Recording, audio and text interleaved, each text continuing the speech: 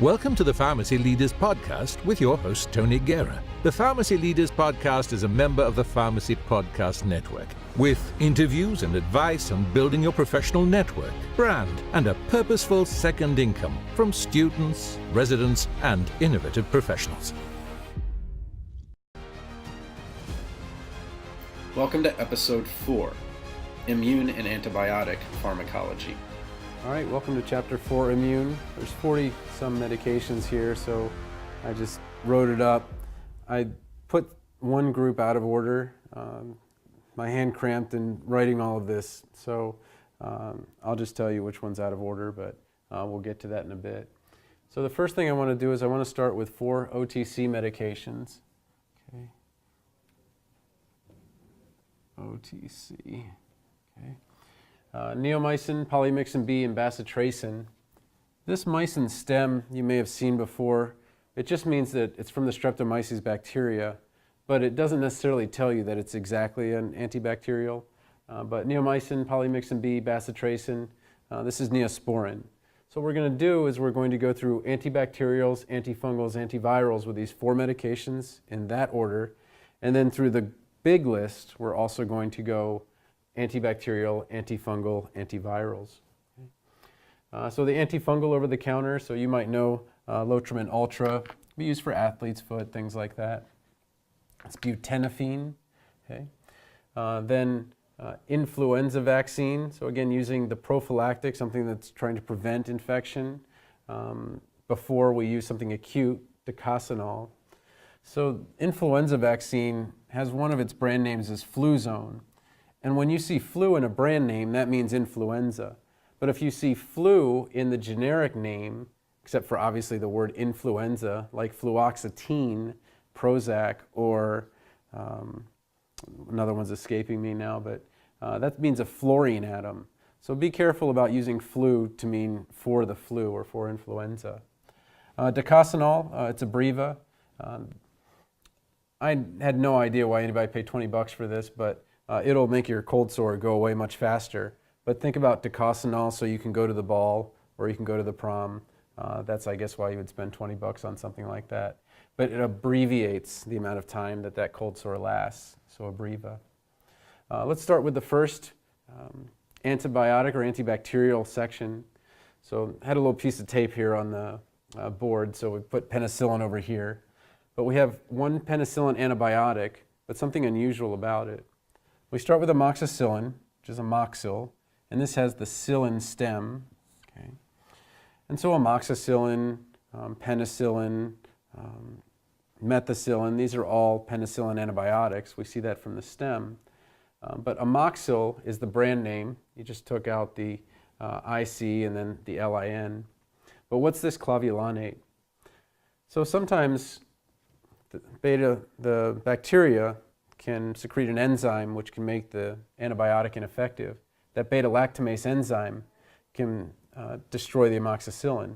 But if you add this clavulanate, you can augment, and you see that word augment in augmentin, the brand name, this amoxicillin.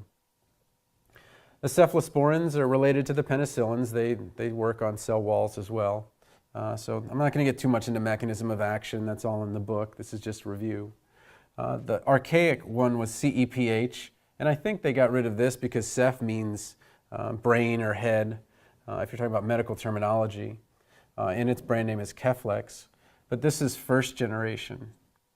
What that means is that a first generation drug has 3 properties that a third or fourth generation wouldn't, or the other way around, third and fourth have properties that first wouldn't.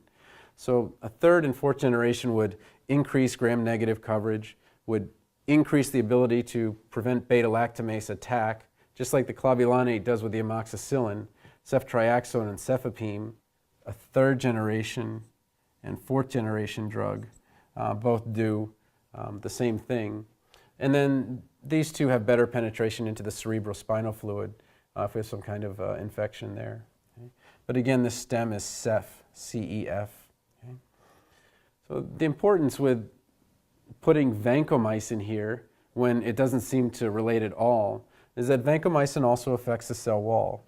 This mycin stem, again, isn't really going to help you too much. but vancomycin is a glycopeptide, and it works a little bit differently against methicillin-resistant Staph aureus, something like that. Okay? But these are all grouped together. Okay? This is where I kind of mixed it up. The tetracyclines should be before the macrolides, but you can see tetracyclines, doxycycline from the CYCLINE, and minocycline from CYCLINE. The reason they're called tetracyclines is because they have 4 rings. So the game Tetris was actually the tetra for 4 and tennis. So the person who invented it just combined those two together. So we're just naming this class after the 4 rings in it. And then Dorix for doxycycline is the brand name, and then minocycline's brand name is mycin. Then we have the macrolides. That macro comes from just being a big molecule, is why they're named that way. This is an interesting one where we see the mycin, but we also see something very similar in the middle, the THRO. Okay. And this might be an infix, I'm not exactly sure, but thromycin, you see that they all have that, and that's one way to think that these 3 are macrolides. Now, do all macrolides have thromycin? No, but this is a little bit helpful. Okay. So azithromycin is a Z-Pak. The way that I order it is that you only take that one once daily. Clarithromycin, you take it twice daily, so once daily, then twice daily, so biaxin, twice daily. And then erythromycin is taken 4 times daily.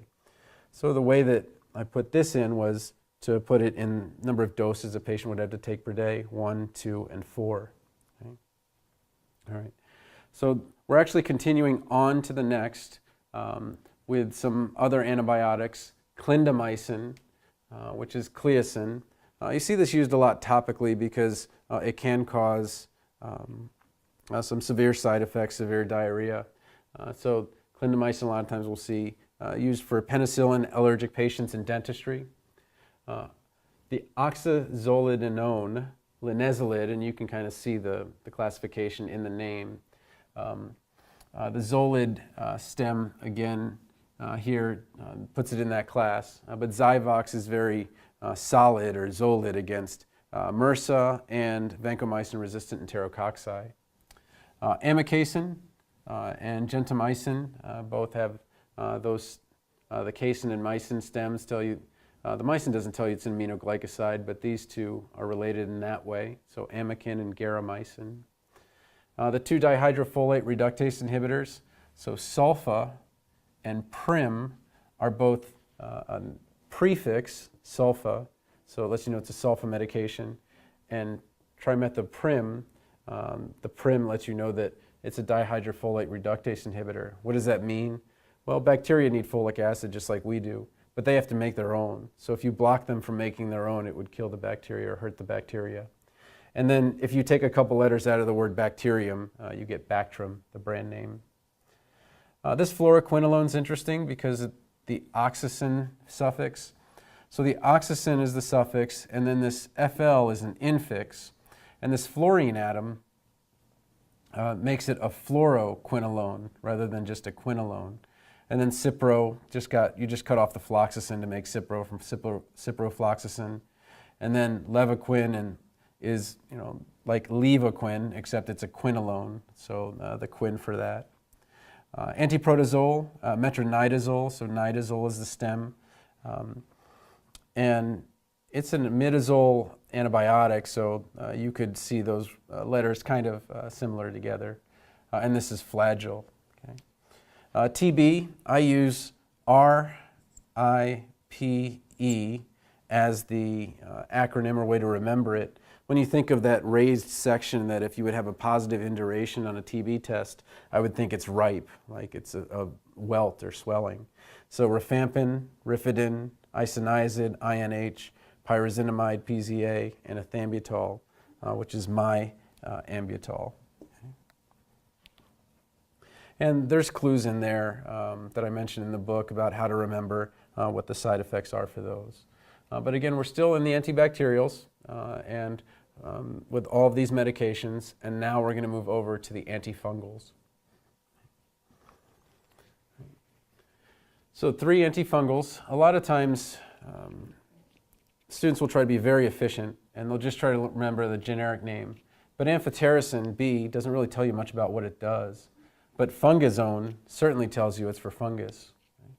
Fluconazole, the conazole stem, some people get this wrong and they put that azole stem in there, and azole is just azole, it's just an organic chemistry group. So you don't want to use azole, because if you do that, then you say fluconazole and omeprazole, a proton pump inhibitor, are in the same class, and that's just not true. Nystatin, so this is mycostatin. So if you had if you've had microbiology class, you know the myco means some kind of fungus. Okay? Be careful with this statin. So the statin and nystatin and the statin and mycostatin, there's a class of HMG-CoA reductase inhibitors that are anti-cholesterol medications that have this statin stem. And really the VA-STATIN is a better way to do that. And I'll talk about that when we get to cardio. Oseltamivir, so the amivir is the stem here. Make sure I use green. Okay. All right. And these brand names are great. They tell you exactly what it's for. Oseltamivir, you tame the flu, which is influenza. And zanamivir is Rilenza, make the influenza relent. So pretty good brand names there. Another antivirals for herpes simplex virus and varicella zoster virus. Acyclovir, okay, so the cyclovir is the stem. And this, again, I didn't mention this vir stem, but it's kind of a substem. So vir is the all-encompassing antiviral stem. But amivir tells you it's for the influenza. Cyclovir tells you it's for HSV, ZV.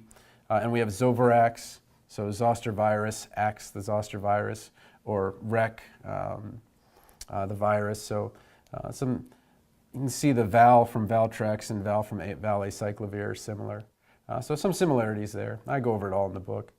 Palivizumab, so again we have a monoclonal antibody, MAB, and this is for respiratory syncytial virus. So we've had a medication that's a biologic with this kind of naming for asthma, for ulcerative colitis, and as an antiviral. So this MAB doesn't tell you what it's for, but the Visu with the MAB helps you understand how it's working within the body.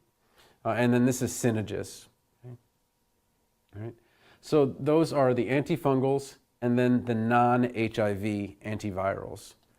The next thing I'm going to do is go over the HIV antivirals, which, so I haven't mentioned the top 200. There's going to be 200 drugs in this list.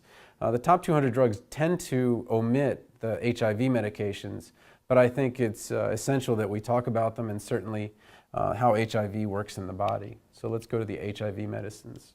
Okay. A little dirty there. Okay. All right. Okay.